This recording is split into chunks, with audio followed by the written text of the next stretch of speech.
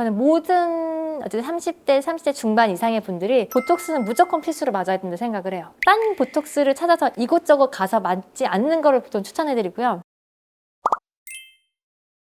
안녕하세요. 닥터클레어 의사 박상아입니다.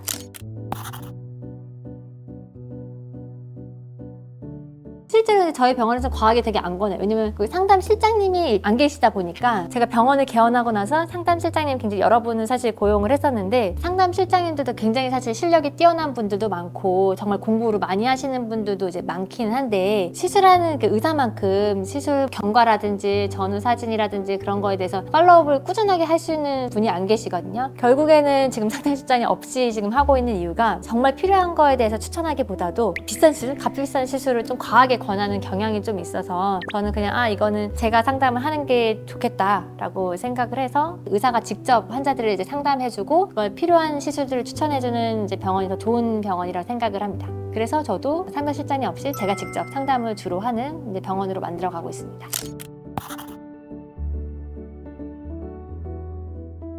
가성비 시술이라고 할 거 없이 이거는 뭐 해결 방법이 하나밖에 없어요. 그냥 보톡스, 이마 보톡스, 눈가 보톡스. 근데 이제 보톡스 시술은 사실 워낙에 우리나라가 가격이 너무 다른 나라에 비해서 저렴하기 때문에 중국만 해도 우리나라보다 똑같은 보톡스 맞으려면 가격이 5배거든요. 사실 우리나라에서 뭐 보톡스, 이마, 미간, 눈가, 뭐 턱 보톡스 이런 거 거의 10만 원 안쪽으로 국산으로 해결을 할 수가 있거든요. 저는 모든 어쨌든 30대, 30대 중반 이상의 분들이 보톡스는 무조건 필수로 맞아야 된다고 생각을 해요. 최근에 근데 나왔던 한 논문 중에 하나가 여자 한 쌍둥이를 대상으로 해서 한 명은 보톡스를 계속 맞았어요. 한 명 쌍둥이는 보톡스 시술을 안 했어요. 근데 그렇게 하고 나서 사진이라든지 그런 거 논문으로 발표된 것이 있는데 보톡스를 계속 맞아온 여자 쌍둥이는 주름도 굉장히 없고 얼굴도 굉장히 팽팽하고 피부 퀄리티 자체가 보톡스를 맞지 않은 쌍둥이하고 굉장히 차이가 나게 나타났다라고 하는 그런 논문이 있거든요. 환자분들한테 딴 건 몰라도 보톡스는 맞아야 된다. 이마, 미간, 눈가, 턱 보톡스 하게 되면 뭐 10만 원 안 되는 금액인데 다른 뭐 써마지, 울세라 이런 것들 워낙에 가격이 고가기 때문에 보톡스는 너무 적은 금액으로 너무 가성비 있게 시술을 할 수가 있고 그리고 그 변화가 너무 드라마틱하고 크기 때문에 이 시술만은 꼭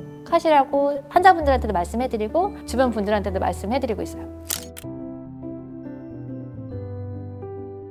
이전에 보톡스 시술을 하시고 나서 내가 뭔가 불편한 작용이 있었다든지 뭔가 부작용이 있었다든지 그런 거를 꼭 시술해주는 선생님한테 말씀을 미리 해주시는 게 좋아요. 눈이 굉장히 뭐 부었다든지 뭐 눈이 갑자기 처졌다든지 눈 뜨는 게 너무 불편했다든지 하는 증상을 미리 말씀해 주시면은 그거에 맞게 저희가 뭐 용량이라든지 맞는 부위를 조절을 해서 시술을 해드리거든요. 똑같은 부작용을 겪는 거를 막으실 수가 있어요. 저는 또 개인적으로 또 환자분들한테 말씀드리는 것 중에 하나가 딴 보톡스를 찾아서 이곳저곳 가서 맞지 않는 거를 보통 추천해드리고요. 처음 이 병원에 가면은 이분은 나를 처음 시술해 주시는 분이거든요. 나에 대해서 잘 모르시는 분이기 때문에 일반적인 방법으로만 이제 시술을 해주실 거예요. 그렇게 되면은 나는 그거에 대해서 부작용이 생길 수가 있기 때문에 한 병원에 내가 꾸준히 그 병원에 가면은 이 의사 선생님은 내가 이렇게 맞았을 때 이렇게 부작용이 생기고 이렇게 맞았을 때 어떤 것이 좀 효과가 덜하고 이런 거에 대해서 알고 있는 분이기 때문에 이걸 계속 서로 피드백을 주고받으면서 조절을 해나갈 수가 있거든요. 그래서 저는 보톡스는 이곳저곳에 막 딴 곳을 찾아다니시는 것보다 한 곳에서 꾸준히 맞는 걸 추천을 해드려요.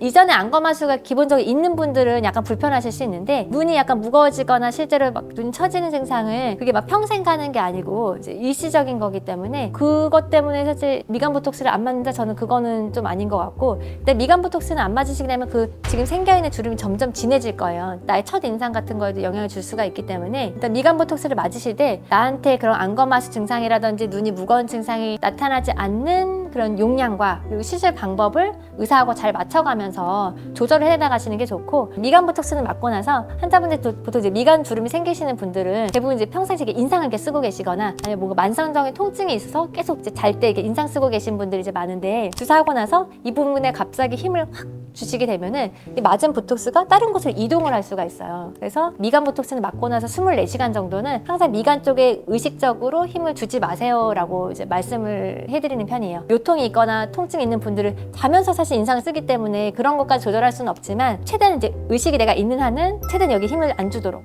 하셔야지만 이제 눈이 무겁거나 이제 안검하수가 생기거나 하는 부작용을 좀 더 줄이실 수가 있어요.